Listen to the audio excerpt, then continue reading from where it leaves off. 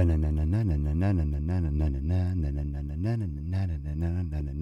Swolio, Papa Swolio's gonna go live. Oh, oh, oh, na na na na na na na na na na na na na na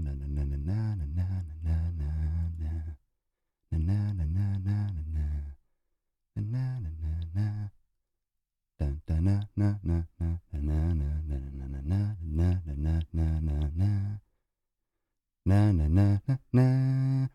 It's Papa Swolio. It's Papa Swolio. It's Papa Swolio, and he's gonna go live right now. Bam. The sun is shining, the birds are chirping, the bacon is sizzling. Welcome to the Daily Swole.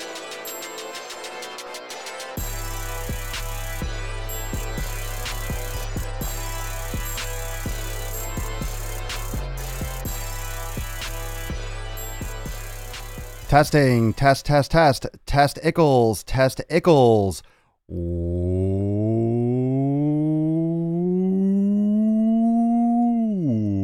Welcome everyone to episode 771 of the Daily Mother Swole, the most muscular swolecast, beardcast, broadcast, gaincast, mancast, pimpcast, and slaycast in the realm, because when I flex, you flex, we all flex our biceps. And welcome to the Gain Train. As you can see, if you're watching live, we do have live chat on the site now. So when you're watching live, you can see comments from all the platforms, of course, except for Instagram, because Instagram doesn't want to play with old Papa Swolio. So tears, but you know, whatever, Instagram. Instagram doesn't want to play ball with old Papa Swolio. For shame. What's going on, fam? What's going on? Make sure you drop some comments. Let's see everyone coming through the door. Say hi, Papa Swolio.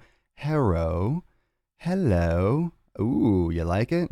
It's fancy, right? So now when you're watching on either Twitch, if you're watching on Facebook, or you're watching on YouTube, you can see everyone's comments. If you're watching on Instagram, if you're watching on Instagram, you're like the person that sits in the corner, right? You're like the person or the kid in elementary school that eats lunch by himself. That's what you're doing. If you're watching on Instagram, that's who you are. That's who you are if you're watching on Instagram. I'm just kidding. I love you. I'm just making sure we're going good. All right. We're looking good on YouTube. What's going on, Chelsea, Tim, Rich, Dog? What up, fam? Yeah, don't eat lunch by yourself. Come on in. Much love from India. What's going on, IG? Let's see who's coming into the Gain Train on the Insta Slam. How is it? How's it looking with the chat? Can we see all right? It looks good on everywhere that I was kind of crossing my fingers. I was hoping it would work as well as it is, which is wonderful. Today's episode, we're talking push-pull supersets. We're talking push-pull supersets today. We're going to get into a little bit of like chesticles and backticles, and we'll talk about some short rest action, because some of the stuff that I've been doing in Swolenormous X, I just posted a brand new virtual trainer, another chest and back superset, and I've really been into the whole chest and back superset lately. It saves a lot of time, but we'll get into a little bit of the details on why supersets can be effective and why it's super efficient. Yeah, DP. I know. Live comments on the feed. It's a game changer, right? It's a game changer. And I've been trying to link it together, because Facebook is always the outcast when it comes to like live streaming and stuff. Every other platform is like, oh, you can do all this cool stuff. And then Facebook is like the outlier. So I had to find a way to hack it so I can get all the comments on one source. And yeah, it's going good. Andrew on Facebook about to catch some sick leg gains at the gym. Heard that, fam. What's up from Swole Antonio, Texas? Swole Antonio, I love it. It's tiny, Julie. What do you mean it's tiny? My gains? Yeah, well, on the screen it's going to be tiny because you want to see my face. I can make it bigger, but you know, it's going to block half my face. I can make it a little bit bigger. Does anyone think what's the feedback? Let's actually break this down a little bit while I have you all here. You know. Yeah, That's what I said, Mike. Dang, Julie, that's not what men like to hear. I know. Don't tell a dude it looks tiny. Don't tell a dude it looks tiny. If you want me to make it bigger, I'm still going to play with like the camera angles and stuff like that. But I like this angle. I just don't want to make the box too much bigger because then it's going to block Papa Swolio. I can read it fine. Galaxy S8.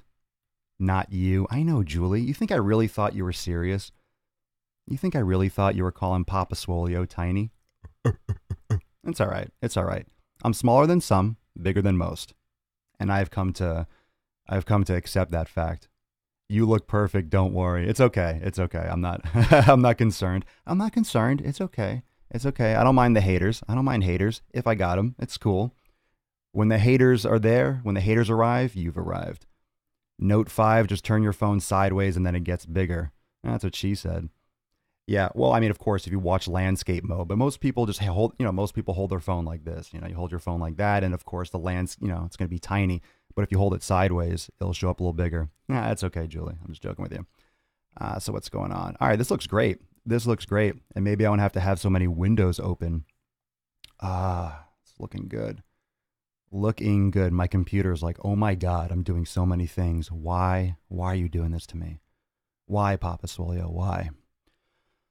Okay, so thank you for joining live on the Quadcast, Twitch, Instagram, Facebook, and YouTube, and of course the podcast on SoundCloud and Apple Podcast. Yesterday's episode was Lit Slippin' Fire.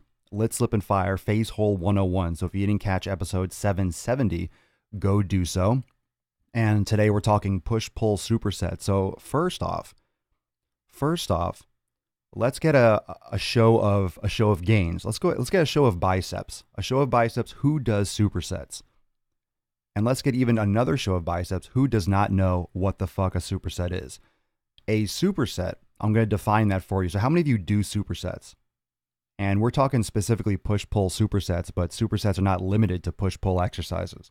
So how many of you do supersets? And what a superset is in most common terms, I mean, I'm not talking about compound sets versus supersets, but literally when 99% of people talk about supersets, I would say 99.9, it's 2 exercises back to back. Okay? 2 exercises back to back. And that's just like the general consensus of what people refer to. When someone says a superset, that's usually what they are referring to. 2 exercises back to back with minimal to zero rest. And of course, when you say zero rest, it's like, all right, well, zero rest, you still have to actually get to the next exercise or pick up the weights. I mean, there's going to be 5, 10, 15 seconds for sure. I mean, you can make it minimal, but pretty much zero rest. And the reason why that's important is because your body recovers during those rest periods. I know it's a shocker. Your body recovers during rest periods. But what that means is your body is replenishing ATP. Your body is replenishing the usable forms of energy. Your body is replenishing adenosine triphosphate. And what adenosine triphosphate is a usable form of energy for the body. So during a muscle contraction, your body utilizes ATP and pretty much breaks it down, gets the energy and the heat and all that stuff from that molecule, and then rebuilds it during the rest period. So when we cut down rest periods, we are affecting how the body can recover and how heavy the body can go on the next set. So if you're doing, let's say, a bench press or a squat, and you do a set, okay, let's say you do a relatively heavy set, heavy set of squats. If you rest 30 seconds, I mean, tell me if I'm wrong, you go to do another set, you're going to barely get a couple reps, right? So if you maxed out, let's say you could only do 10 repetitions and you rest only 30 seconds, you're going to go back to the bar. You're probably going to get 4, 5 reps, maybe. Okay. Because your body didn't have enough time to replenish your legs. Your body did not have enough time to rebuild those energy molecules, the ATP, before the next set. That is why when people do max rep, let's say they're maxing out that day, or they're doing strength training or more bodybuilding, there's longer rest periods. There's maybe 60 seconds, 90 seconds, maybe even 2 minutes. If you're doing maximum repetitions, you're doing maybe even 3 to 5 minutes. You're upping it that far. And that's usually the time frame when your body will replenish all the ATP, replenish all the energy needed for the next set, is usually about 3 to 5 minutes. So that's why powerlifters when they do a set, they'll hang out for a while before they do the next one, especially when they're going super heavy. Excuse me. Who's drinking coffee today? It's about 2:30 Swolestern time instead of Eastern time, Swolestern time. But I'm still drinking coffee. It goes down nice and smooth. Here it goes down into my belly. Papa Swolio. Okay, so we know now that we need to recover between sets. The beauty of supersets, for me, the reason why I like them in my training and the times where I use supersets are chest and back workouts and I guess, and sometimes leg workouts. Usually leg workouts, I don't necessarily go back and forth. I do more moderate rest, but I usually primarily do them during chest and back or biceps and triceps. Bis and tris or chest and back push-pull. That's like a general push-pull. And I have to stop the show. Mike on Facebook, Mike does not like coffee, everyone. Mike, you can't sit with us. You can't sit with us, Mike. I'm going mean girls on you. You can't sit with us, bro. Mike doesn't like coffee. You know, there comes a time in every episode, or in some episodes, where someone needs to get, like, electronically flogged. And Mike, that's you. You're episode 7. You're the outcast. You're the dunce. You have to sit in the corner. Mike has to sit in the corner for the rest of 771. So take your phone, Mike, and go sit in the corner of wherever you are. And take a selfie of being in the corner, and I'll post it. If you post a picture of you sitting in the corner, I will absolutely post it all over the place. Yeah, Mike is bad. Triggered. I'm triggered as fuck. Mike, naughty Mike. Coffee at 2:30. Hell yeah, coffee at any time. Derek was watching. I know Derek drinks coffee at like 9 o'clock at night. He has like his evening brew. I'll sit alone and drink tea. You can drink tea. What's your favorite kind of tea? Anyway, all right. So supersets, chest and back, or bis and tris. Chest and back or bis and tris. That's how I like to break it down. One of the benefits, and the main benefit, in my opinion, of supersets is the fact that you can save a lot of time. If you are, and you can use this as a beginner or an advanced method of training. And that is really the beauty of a superset. Is it's great for beginners and it's also great for advanced. So you can shun the non-believer. Bro, you like Life of Brian? Monty Python? Rich Fields on Facebook. So you can do supersets really effectively as a beginner or advanced. So as a beginner, you want to do more overall or overarching workouts where you're doing total body or upper body, lower body. Supersets are a great way to start progressing towards more volume and more intense training because you're cutting down the rest periods and you are still doing larger muscle groups like a chest and back, for example. You could do a total upper body workout with supersets and it saves a lot of time, also increases the volume, but you don't necessarily have to go super heavy. You can adjust the weight according to your needs.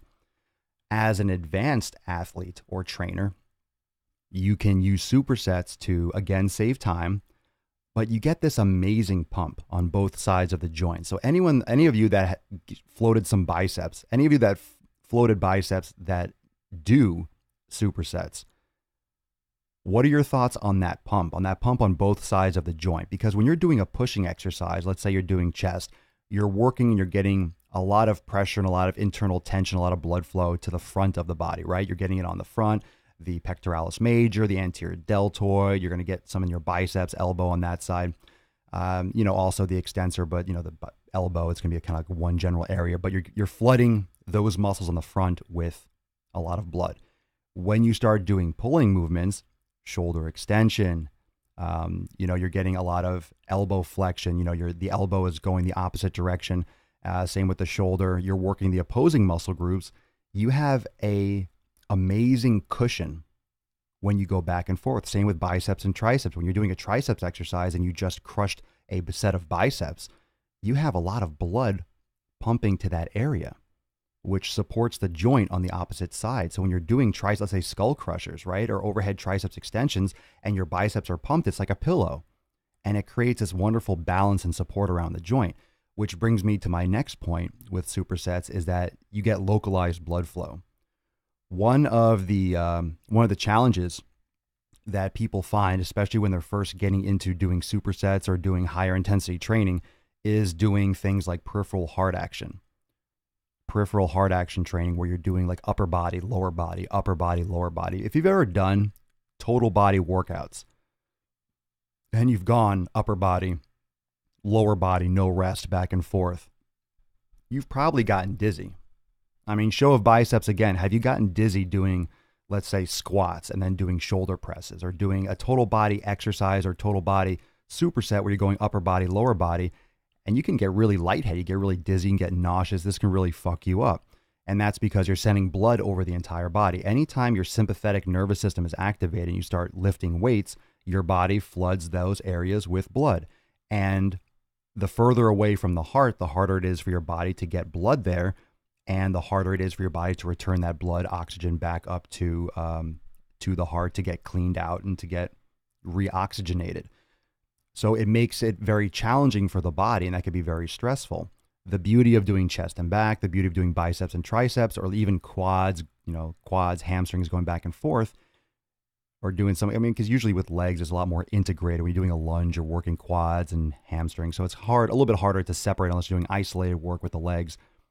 But you're keeping the blood in the same area. So it's less challenging for the body to send blood down to the legs, like you're crushing your calves. And then all of a sudden you go up and you start doing shoulders, and then you go back to calves or squats, and then you go back up to a bicep curl, and then you go back to legs, and then you go back to triceps. You can get pretty dizzy because your body is splitting up resources. But the superset fundamental principle is great for saving time. While one muscle is working, the other is essentially resting. It's not being active, it's stabilizing. It's stabilizing the opposite side of the joint. It's still involved, but it's not actively working during that set. It's not doing the exercise. It's not providing the internal tension to overcome the resistance. And that's what I like about supersets. So I recommend, if you get into supersets, if you've never done them, start slow.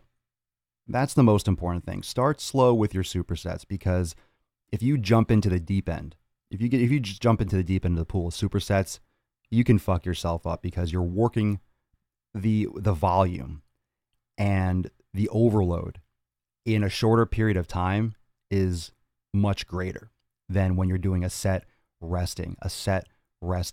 And you can imagine how that would allow your body to normalize and stabilize a lot better. Set, rest, rather than boom, boom, rest, boom, boom, rest. You're doing a lot more work. You're in that action mode a lot longer. You're producing a lot more output for a longer period without that normal rest period. So if you're used to resting and you go into supersets, it can be very taxing for the body. And it's very likely and very possible, because of that increase in intensity and that increase in your output, to feel dizzy, to feel lightheaded.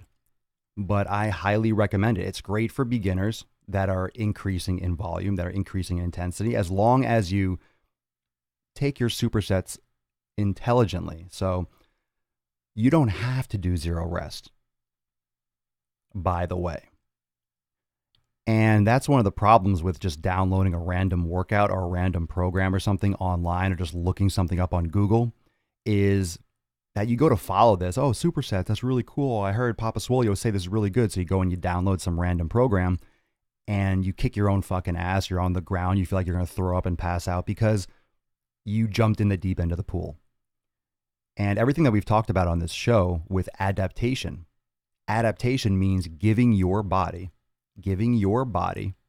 the chance to adapt. Wow, Papa Swolio, tell us more, Mr. Science. Adaptation is giving your body the opportunity to adapt. Shocker. But really what that means is you give your body the stress and you give it ample time over the course of, days, weeks, months, whatever the stress is, and it will adapt. It'll get better at it. So when you first start doing supersets, if you're watching or listening to this, make sure you're not doing, You don't just jump into doing zero rest like hardcore brutal supersets. Take your time. Do a set, rest 15 or 30 seconds, and then do the opposing muscle group. Just start slowly and do sub max. Don't go to like failure. Don't do sets of 8, 10, 15 to failure. Don't go quite to failure. Give yourself a little more rest period between. And then if you feel better, then you can start increasing the intensity, shortening the rest period, increasing the resistance, or, you know, how far you're pushing to failure, which would be the intensity. What's up, Papa? Love the hat. Thanks, fam. Hi, Dash. Finally got the time difference sorted. I can catch it live now. Sweet. On Instagram. What's going on, Instagram fam? So remember, if you're watching on Instagram and you're interested in seeing all the comments from all the other platforms, you can catch it on Twitch. You can also catch it on YouTube and Facebook, and you can see all the comments from everyone in the corner. I wish I can get that on Instagram, but it's just not possible right now. Let's see some comments. You are the first to explain the dizziness. It makes perfect sense. There's different reasons for the dizziness. You can have low blood sugar. You have different things. The dizziness that the body has is a defense mechanism. It's so you lay down because the body either doesn't have enough sugar to send around. So if you lie down, it's easier. It doesn't have to work against gravity to bring blood with sugar back up to the brain. So when you feel dizzy, it's your body telling you stop so it can get shit back in order. Is that why these scrubby CrossFit peeps are always falling? I'm always seeing videos of them collapsing. Yeah, well, people collapse in the heat all the time. People collapse from exhaustion and overtraining and overwork all the time. All the time. CrossFit's no different. And that's what happens when you push yourself too far. And that's one of the issues with types of group exercise, because you are motivated, inspired, whatever you want to call it, to keep up with other people. When there's others around you and you have training partners, or you have a group that you're trying to keep up with, or a PR you're trying to reach, a personal record, or a PB, a personal best, then you tend to overdo it. You tend to not heed the warning signs that your body is giving you. And that's a huge problem. Yeah, Michael, it could be they're breathing during sets. It could be. It could be. I mean, if you hold your breath, you're not breathing properly. But even if you are breathing properly, you can not be giving your body sufficient time. And that could be based on your adaptation. That could be based on if you're dehydrated. It could be based on if you got proper nutrients that day. So there's many different factors why you might get dizzy or pass out. And it's very common when you're new to fitness, when you're new to lifting, when you're new to doing any kind of this intense exercise and overload, to feel dizzy, to feel nauseous. It's very common. That's why when you first start, it's important to ramp up. It's important to do proper stabilization exercise. It's great to start with yoga and mobility. It's great to start with those basics because it gets you where you want to go faster and safer. You don't want to get hurt. It sets you back. If you get hurt, it's setting you back. You know, if you're trying to get in shape and the first workout you go to, you crush yourself and you hurt yourself, you're not making progress. You're injured. You have to start all over again. Or you have a setback and you have to start fixing the shit. And most people that are getting into the training period, you have issues. I hate to break it to you, but most of you watching have issues that you need to organize in terms of your posture, in terms of where you are. I don't care if you're strong. You might even have a six-pack. You might look good. You might be able to do a pull-up. But you probably have some postural distortions that put you at risk for an injury. Forget dizziness and passing out, but that's what it means for spring cleaning. That's what it means to clean up the shit. And if you've been lifting for 20 years or 10 years or 30 years or not lifting, think of all the patterns, think of all the routines that your body has been through. Think of all that your body has been through.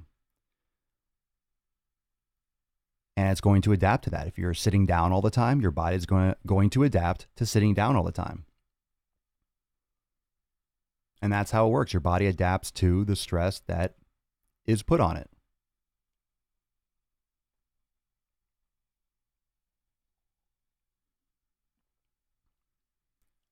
Keeping up with other people equals injury? It sure can. It sure can. And yes, most people do want weight before form. It's nice. We are part of a society that from when we were born, right? Right when we start going to school, we learn how to count. 5 is bigger than 4, 10 is bigger than 9. Bigger numbers mean better things, right? All except for golf, which blows, right? So more is more weight, more money, bigger number, better grade. Everything is higher, higher, higher, the bigger the number. So when we're lifting 50 pounds, 55 pounds sounds like an improvement. If I'm doing 55, I'm doing better than 50. If I'm doing 60 pounds, I'm doing better than 55. So there's always this push. There's always this attempt to do more. There's always this attempt to lift heavier, to do more volume, to do more. But what about the tortoise and the hare? Remember that? That really does explain a lot. The tortoise and the hare. Slow and steady wins the race. Yes, in the sense of consistency. If you're getting hurt and you're pushing too hard and you're lifting too heavy and you're always having setbacks because you're hurting your shoulder and you're always chasing numbers, you're not going to win in the long term. You're going to have a lot of scar tissue. You're going to have a lot of postural distortions. You're going to have a lot of issues from that attempt, from moving in that direction, for going after that number. That's why I always rip on people that are looking for a certain body fat percentage or I want to get stronger. I want to lift 200 pounds. I'm only lifting 190. And that's why I always ask why. It's like, why the fuck do you want to do that? Why is that important to you? It's important to understand why that is important. It's important to understand why that is something that you're looking for, because that can be an issue in your overall results. But your volume is lower with less reps. Your intensity is higher, but your total volume is lower. Well, it depends. It depends. If you're talking about the same amount of sets, sure. But a lot of times when you do less reps and more weight, you're doing more sets. That's usually how it works. So you can actually increase the volume that way as well, and almost match, which makes it more overloading because you're doing more intense and you're matching the volume with a lower intensity that you were doing prior. And it's all proper progression. And you brought up a great point, Michael. I mean, it's all progression. It's all adaptation and progression. That's why it's called exercise science. That's what exercise science is. It's the study of how the body performs activity muscularly, with the hormones, with all the systems of the body, how the body performs exercise, how to increase performance, resistance, all these things. It's the science. It's how the body adapts. It's how the body can adapt to these things most efficiently while minimizing the injury risk. If we all went to the gym right now and tried to max out, most of us would get hurt. And a lot of people do that. A lot of people go to the gym and try to lift as much as they can. All the time. All the time. How good do you think it is to go to the gym and try to lift as hard as you can or as heavy as you can? All the fucking time. How effective do you think that is? You're just pushing yourself to the brink, and eventually you're going to fucking snap. The further out you go on the branch, the more torque, and eventually that branch is going to snap. And unfortunately, a lot of times that bench or that branch is your leg. It's your muscle. It's something that hurts. It's your rotator cuff. And that's why I'm so big on yoga and mobility, because the muscles that get hurt, it's not the pec major. You don't tear your pec. That's more rare than anyone can. That's very, very rare. Well, I shouldn't say rare. I don't know the frequency, but most people hurt their rotator cuff before they hurt their pectoralis major. You're less likely to tear your lat than you are to hurt your rotator cuff or levator scapular or tweak something, or your lower back. These are all things that people deal with regularly. And a lot of times when these stabilizer muscles get injured, they linger and they nag and they come back and they come back and they come back again and back again. And they just become chronic injuries that lead to limited progress because you're always nursing them. So whether or not you're doing push-pull supersets or not, you still have to be cognizant of your adaptation. You have to be cognizant of what your capacity is. Too many people go to the gym and want to do what their partner is doing or what their friend is doing, or they go to group exercise. They want to do what everyone else is doing. They don't want to do the beginner class. They don't want to do the beginner workout because, what, people are going to look at them as a beginner? You are a fucking beginner. Have some self-awareness. You're a beginner. You don't need to do hardcore HIIT training. You're not there yet. You're 100 pounds overweight. You shouldn't be doing HIIT training. Get your nutrition in order and start doing some mobility and yoga and start fixing the impairments from being obese. And then build up to that. Why does everything have to be super intense from the start? It's not going to happen fast. You have to chill out. I've been trying the German volume, 10 sets, 10 reps, 60%. Cool. Volume helps. Volume is a beautiful thing. That's what bodybuilding is all about. Bodybuilding is about volume. That's what maximizes hypertrophy. So whatever you want to call it German, you want to call it hypertrophy, it's volume. Volume works. And if you're looking for more bodybuilding style, push-pull supersets, you can go and then you can advance yourself to just doing chest or chest and triceps. I prefer picking either a superset or doing one specific body part on a day. I'm not a big fan of things like chest and triceps because I don't like stopping one body part in order to do another. I don't like finishing chest because I have to start triceps. I mean, that means you're not giving everything to your chest workout. So if anything, get a little bit of a tricep pump, but I like keeping my arm training separate from my chest and my back. If I'm doing more of a bodybuilding split, that's me personally. But bottom line, push-pull supersets are legit. Push-pull supersets are fire. Don't underestimate their effectiveness. And they're great for beginners or advanced, depending on how you program it.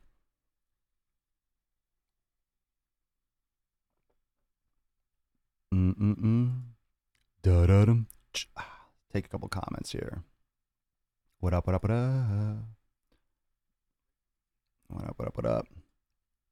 Oh, let me mute that. Cool. All right, fam. So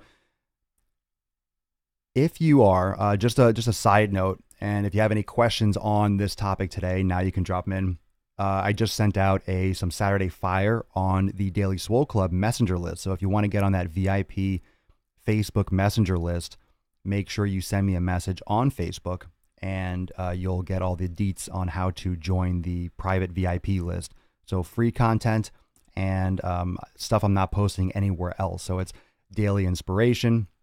I try to make it daily. I'm getting more casual with it because it's hard to post videos there all the time, but I'm going to be touching base with you all a lot more frequently over there with just a lot of just inspiration, just literally daily stuff to keep you going.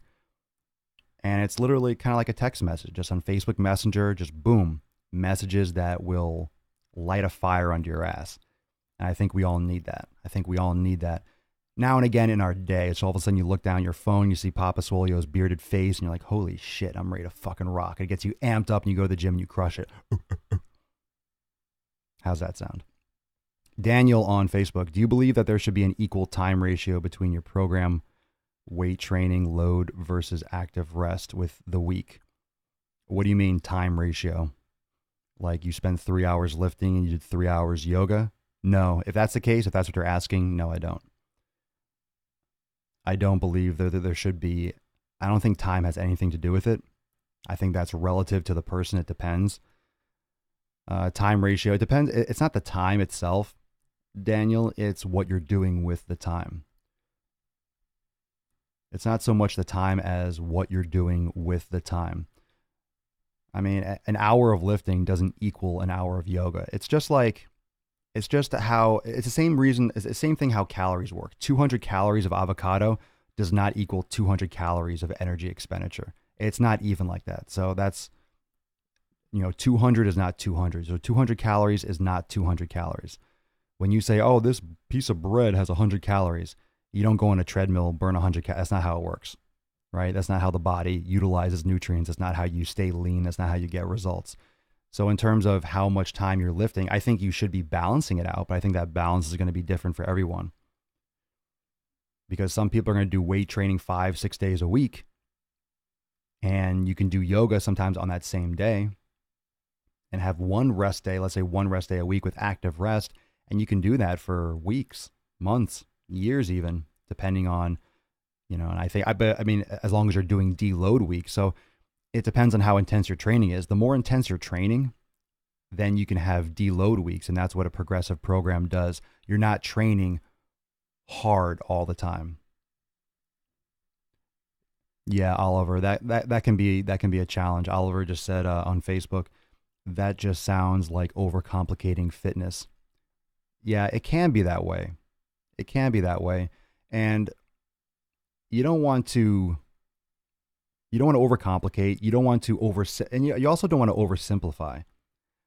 I think that I think what you brought up, Daniel, is I think that's a great question. It's a phenomenal question, actually.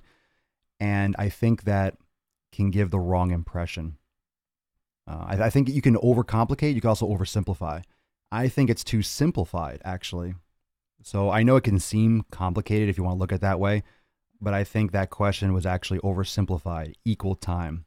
Because if you go to the gym, you lift weights for an hour of yoga, it's not the same thing, right? It's not exactly the same thing like weighing it out on a scale. It's more about the consistency. It's more about taking the time off and using active recovery when you need it most. So if you're training more, let's say you're doing 5 or 6 days a week with your resistance training, there should be times in your programming where you're doing a deload week, where you're doing a week of resistance training, but it's not the same intensity as it was for the prior, let's say 2 months. It's a lower intensity. Maybe you're doing more mobility work. You're doing total body workouts. You're doing, you downshifted, right? You downshifted with your strength training. You're not just crushing all the time.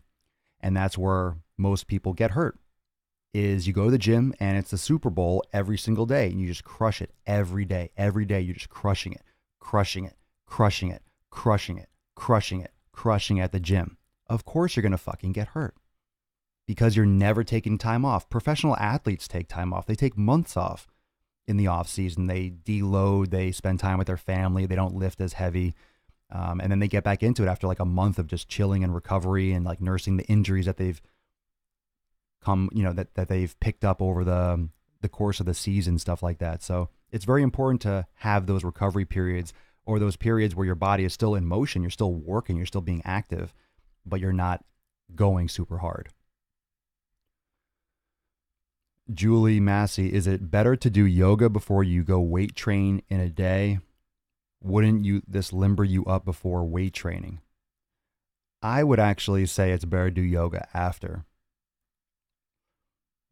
Limber you up before training isn't necessarily that's not quite how it works. And yoga can fatigue someone. It could also inhibit the muscle, so less strength can come from the muscle. I understand what you mean. You're thinking more of like a warm-up. So if you're not doing yoga before, you can do yoga as a warm-up before you go to the gym and I usually do that. I do some upward, downward dog. I do some rotations. I'll do some deep squats, deep squat hip circles and stuff. For those of you that are members of Swolenormous X, the mobility round 2, the deep hip circles. It's important to warm up before you do weight training. It's not necessarily important to inhibit the muscles before weight training. If you're going to do yoga before weights, I would like a whole yoga class. Let's say you're doing a 60-minute yoga class. I would do it in the morning, and then if you lift weights, lift weights in the evening. If you're going to do back-to-back, I would lift weights first. If you're doing like a full lifting session and then a full yoga flow, I would do the lifting first. But if you're separating them by 8 or 10 hours, it doesn't really matter because you're recovering. But any kind of big time inhibition and shutting down should be done after a workout, not so much before. So before your workout, you want to activate, you want to mobilize, you want to warm up, but you don't want to inhibit the muscles because you're looking for strength. You're looking for force output. And when you're doing long holds, let's say you're doing a yin yoga, for example, those of you that are, again, members of Swolenormous X, if you're doing one of the yin yoga classes we have in there, That's very inhibitory. That's going to put you to sleep. You're not going to be lifting right after it. You're shutting down the muscle. It's one thing to dynamically activate the muscle before and do glute activation before a leg workout, or activate your shoulder stabilizers and your scapula and your middle and lower traps and your posterior rotator cuff before an upper body workout. It's much different than just inhibiting and shutting down the pecs and doing long holds and long inhibitory stretching moves before you're trying to get forceful muscle contraction, right? You don't want to shut it down before you're looking for power and strength. So it depends on how you're applying that yoga. If you're just doing some kind of like yoga, a little yoga flow, 10, 15 minutes, upward dog, downward dog, stepping through, warrior one, to get the blood, to get the heart going, to start activating some of these, that's great. That's fine. But a full yoga class can, one, fatigue you and could also inhibit the muscle and affect your output. So I wouldn't necessarily do it right before. If you're going to do it back to back, do it right after. But like I said, if you're going to separate it by 10 or 12 hours, it doesn't matter which one you do first, really. You may have some fatigue if you did yoga first, but it depends on what's most important to you. If you're just looking for general health, or you're trying to be a bodybuilder and build a ton of muscle, it comes down to your own personal, what you're trying to get, what you're really trying to get out of it. Good questions, fam. Good question. Rubio's Tim's looking through some of these old comments. All right, so some of the stuff. So today I'm doing legs today. I did chest and back. I did a little chest and back because I was out for a day or two. So I didn't go super heavy. I didn't want to crush it. So I did less than I could have, just because I wanted to see how sore I would get. Sometimes even if you just take a day or two off, I didn't want to come back and just be crippled, but I feel pretty good. So I got a good little soreness. I got a good little, good little pump there. So I'm going to go and I'm going to crush some schmegs today. And I'm looking forward to that. I'm not going to overdo it. Because legs are something that if you take a couple of days off and you come back and just crush legs, then you're walking funny, and then it's hard for you to get off the fucking toilet. So not quite sure I'm down with that. I'd like to walk tomorrow, and tomorrow's arm day. So got some really cool stuff. Just a heads up, fam, that there's been some things that are getting restructured. So if you're still interested in joining Swolenormous X with the current special offer, I highly recommend you do not wait, because that will only be around for a couple more days. The store is opening up on Swolenormous X, so there's going to be a lot of different things available. But the amazing offer right now is disappearing. So if you're interested, go check it out, swolenormousx.com. And those of you that are in Swolenormous X, I hope you enjoyed that virtual trainer. I hope you enjoyed the chest and back superset. If you haven't checked it out yet, go check it out, fam. You're going to love that workout. It was a good one. It was a doozy. And tomorrow is arm day for old Daddy Gaines. So Daily Swole Club members, message me on Facebook. Get on that VIP list, Swolenormous X. Make sure you go check it out. If you're interested in joining the fam, do so ASAP while it still is available. Julie Massey's 5-minute walk on treadmill would be best just before weight training. 5-minute walk on a treadmill, that is just a general warm-up. They'll get your heart rate up, but you still have to do your dynamic warm-up. You still have to do your activation and stuff. So it's not enough just to walk on a treadmill and then lift weights. You have to warm up. Oh, thanks, hot dog. Wait, hot GSD. Oh, I thought it was hot dogs. It's hot dogs and wheels. I don't have my contacts in. Join. Best thing I've ever done. Ah, thanks, fam. I appreciate it. Swolenormous X fam. Oh. I joined. I'm in for life. Bro, I am so stoked with all the things I'm releasing. I'm putting together a bunch of new mini programs, like little workout packs and stuff like that for shoulders, for correctives, for the hips, all these little things that we talk about all the time. I'm putting together a whole bunch of different programs and different workout packs. So those of you that are members, those of you that are full members, the unlimited membership, you get access to everything. So if you're currently a full-blown member, those things will all be found in your program vault when they release. And everyone else outside, you can piece them together if you wish, but it's by far the best opportunity and the best deal to go for the unlimited, because you get access to all the new stuff that I'm deleting, uploading, and also you get access to the private membership community here on Facebook, which is super, super fire. And, you know, those are the peeps that get on the show and that you've heard interviews from, and the Inner Circle fam. Those are the ones that you really get to know well here on the daily, that I've done interviews and so forth. So you're going to be having a lot more people that you're going to meet here on the show. I'm having a few more guests coming up, so that's going to be super exciting. Any other news? It's a beautiful day in Florida. I hope it's beautiful where you are. I hope you're getting your pump on. Remember, if you did not yet hook into the Daily Swole Club, check it out. Message me on Facebook, and you'll get on that VIP list. And check out swolenormousx.com for details on the unlimited membership. And remember, Swolenormous X peeps, don't forget to check out that new virtual trainer. It was lit. And I feel it. Ow. I feel it. Fuck. I feel it. Are we staying on point, by the way, after yesterday's episode, Facehole 101? Are we staying on point with our nutrition? We better be. You better be. Don't be slacking, fam. Don't be slacking, El Papa Swolio. Don't be slacking. Don't be slacking on your nutrition. Facehole 101. Facehole 101. If you did not watch 770 or listen to it, go listen to it and shut your fucking mouth. Do not eat that. It's not good for you. Be a good boy. Be a good girl. Stay on point. Do not be that cheating peep that takes a day off every week and just sets them back 14% a year. Remember that? 14% a year. One cheat day a week is 14% of your life. How are you going to get results? By cheating every week. So be smart about it.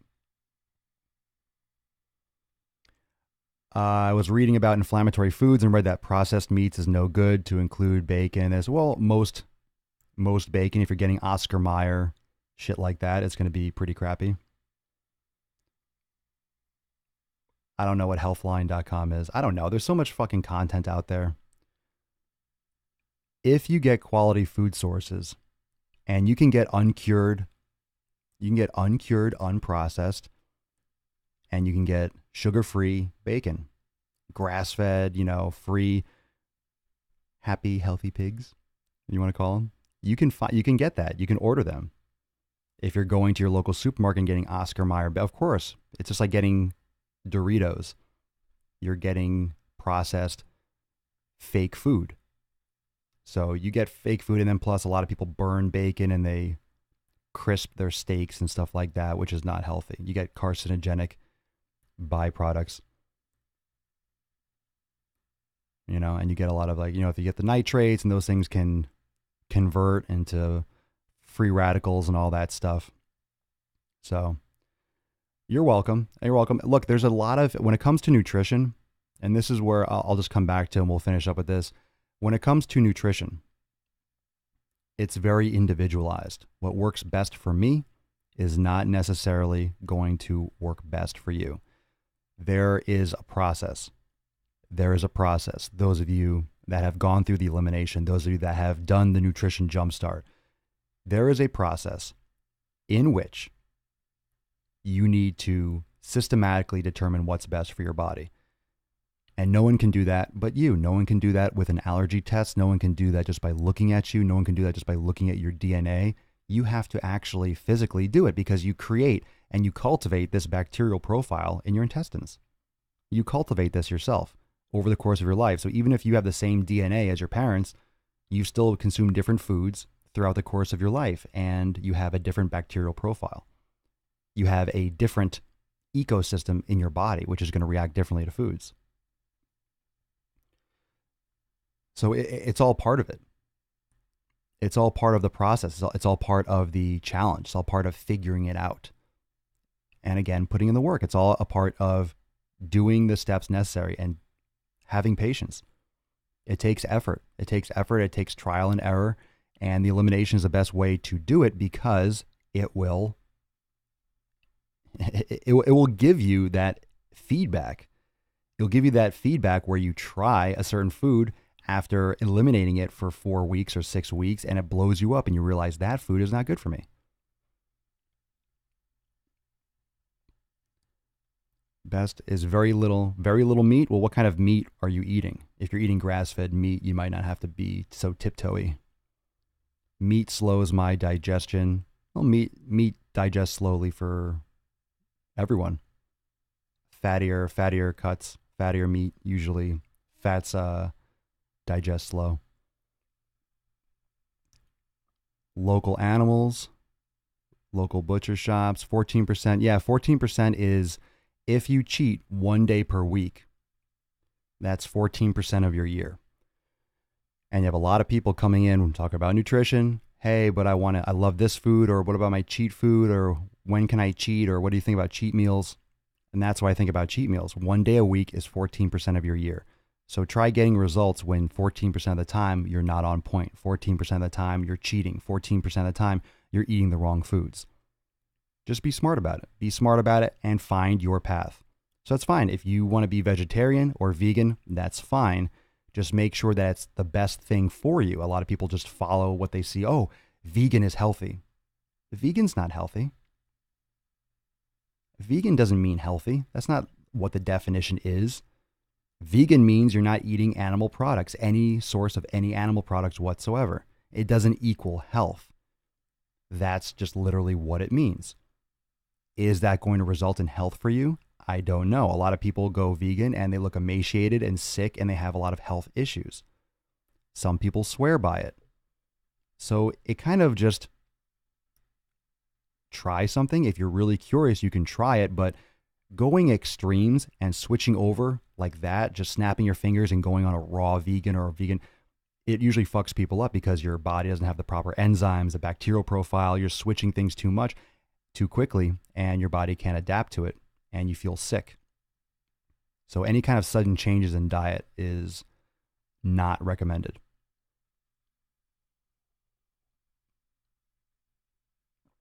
Once you start to feel good from healthy eating, you won't want to cheat. Yeah, I agree. The healthier I eat and the more consistent I eat, the less I have any kind of cravings. What's the best food to get your sugar levels back up? Had a small sugar crash yesterday and didn't know what to eat. The best food to get your sugar levels back up? I mean, anything, any kind of carbohydrate will do that. I don't know if there's a best one. I personally eat sweet potatoes. I mean, I don't really get in this like sugar drops. If you're more fat adapted, you might not feel that. It depends on what your diet is like. Depends on what your overall diet is like. If you're more fat adapted, you're eating more fats, you're not necessarily going to get sugar crashes like that. Soy milk versus skimmed milk. Thoughts? Neither. Both are garbage. Soy milk and skim milk are garbage. Garbage trash. That's what I think. And that was on Instagram. Hot GSD wheels. Hot wheels. Hot wheels.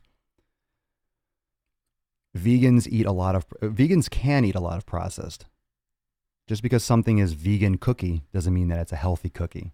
Same thing with gluten. A lot of gluten, people that go gluten-free get fat because they're eating all these pretzels and things that say gluten-free. Gluten-free doesn't mean low calorie. Gluten-free doesn't mean healthy. It just means it doesn't have gluten in there. But it might still have wheat, germ, gluten, and other issues that cause more problems than gluten itself. No dairy at all. Well, if you do a proper elimination diet, you'll determine whether or not dairy is best for you. That's why the elimination diet is so important. That's why eliminating and doing a test on yourself is so important. Most dairy is not going to be good. There are certain things that might have A2 casein proteins that might cause less issue. Butter or ghee that have less casein in them, you might not have issues with them. Grass-fed butter, grass-fed ghee, or sometimes things like heavy cream. It depends on the person. Goat milk, sheep, those types of buffalo cheese. Sometimes those things have different A2 casein protein rather than A1, and you don't have the same kind of inflammatory effect or issues. But if you eliminate dairy for 6 weeks and then you bring it back in. If you do a proper elimination, you test that and you see how it works for you. That's why it's so important, because it's really individualized. That's why I bring that individualized approach. You know, for Swolenormous X members, I share my recipes with what I do, but I still don't recommend you just go do that. Oh, Papa Swolio eats this, let me eat that. That's not how it works. You still have to make sure you give your body the right foods, right? You can't just follow the leader. Hey, let me eat that. I'm a different person. I have a different ecosystem inside my body. You know, I'm an individual. So are you. Which is, fam, this is a beautiful fucking thing. It's a beautiful thing. I mean, I don't think that's anything negative. Everyone just wants an answer. Everyone just wants, hey, eat this. What should I eat? Oh, that. It's not that simple. That's what everyone wants to hear. Everyone wants to hear, oh, I should be eating that. Okay, I'll eat that. How many cups of this? 1 cup, 2 cups, 3 cups, 5 ounces, 4 ounces. Cool. Let me do that. Let me do that. Let me do that. Let me do that. Let me do that. Everyone wants a list. Everyone wants a map. But it's a lot more beautiful than that. You can literally analyze and customize and see what you as an individual benefit most from. What are some thoughts or examples you tried on giving water some flavor without any powdered packets or types of sugar that has more benefit? Just some lemon. Squeeze some fresh lemon in there. Water, some flavor. Get the fuck out of here. Just drink water, bro. Squeeze some lemon, get on with your life. Just drink it. It has no flavor. You don't need flavor. Water's not supposed to have flavor. You're fucking 70% water. No one needs flavor in water. No one doesn't like the taste of water. You're just hyper overloaded with sensations from everything in your life is just hyper flavored. Water is not supposed to have any kind of flavor. Water has no flavor, not supposed to have flavor. It's water.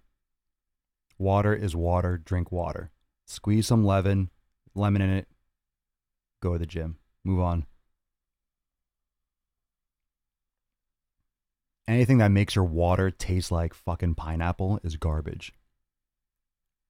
All those flavorings, all those Mio and fake water infused crap, it's shit. You could put some fruit in there. You know, you have those things, oh, if I put fruit in this little capsule and I put it inside, it's going to taste like strawberries. Well, if those strawberries are just covered in pesticides, you're just drinking pesticides. Just drink fucking water, filtered water. Drink it. Drink it. Hey, Karen, what's going on, girl? I know. I love my well water is amazing. Up in Connecticut, we have we have a spring, a fresh mountain spring. You go out in the woods and there's a rock that my stepfather had tapped, and you pick it up and just water is just pouring out all the time. It's just ice cold, and it just tastes it's just ice cold liquid. No flavor. It's just crisp and beautiful.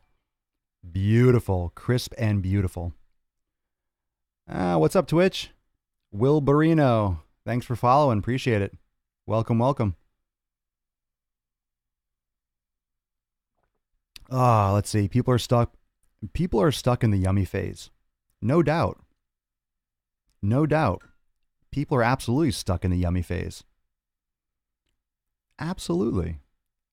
Absolutely stuck. Absolutely stuck in the flavor and what it tastes like. In what it tastes like. It's not supposed to taste amazing. It's water. I drink 4 cups of water at a time all day long. Get a container. You know, get like a liter container. Stainless steel. You know, Hydro Flask makes good one. I have like 7 of them. For coffee, look, I got my water. I got my coffee. Coffee, water, coffee. What? Yeah, do it. Do it. Water, water, water, water, water. Just drink plenty of it. All right. A few hours between. Of course. Let's see what's going on IG, fam. All right, so remember, if you're not on the Daily Swole Club VIP messenger list, go on Facebook right now. Go on Facebook right now and send me a message. Send me a message, and you'll get an auto response that will hook you up with how to get on the Daily Swole Club. And make sure you click that button, okay? Click that button. Send me a message on Facebook. Click that button and you get on the Daily Swole VIP list. Remember, the special offer for Swolenormous X is ending. You got a couple more days, if that, so go check it out, swolenormousx.com, for all my programs. Unlimited access right now. Special offer. It's like massive discount, so go check it out if you're interested in all of that. And new things coming. Lots of new programs, lots of new content for Swolenormous X members. The new chest and back virtual trainer is now available, so go check that out. All of it at swolenormousx.com. And I hope you all enjoy your pump today, fam. I can't wait to crush legs. I just feel amped. I feel like today is going to be an amazing day. And so it shall be. And I'll see everyone tomorrow for 772. Make sure you plug in. We got the live chat going on the daily. So now you'll be able to see everyone's comments, which is fire. So just make sure you say what up. Make sure you comment, drop comments, drop biceps, and blow this out of the water. Just let everyone know. Let everyone know that you're repping. Let everyone know that you're repping with Papa Swolio. So I'll see you tomorrow, fam, for 772. Having a wonderful, wonderful rest of your Saturday. Remember, you can catch all these episodes of podcast on SoundCloud, on Apple Podcast, and I'll see you all over social media at Swolenormous. Peace, McGee's fam. Deuce Magoose. Papa Swolio. Out. Later, fam. Do your supersets. Rewatch this episode if you need to. It was a good one. Love you, fam. Bye-bye. Peace out.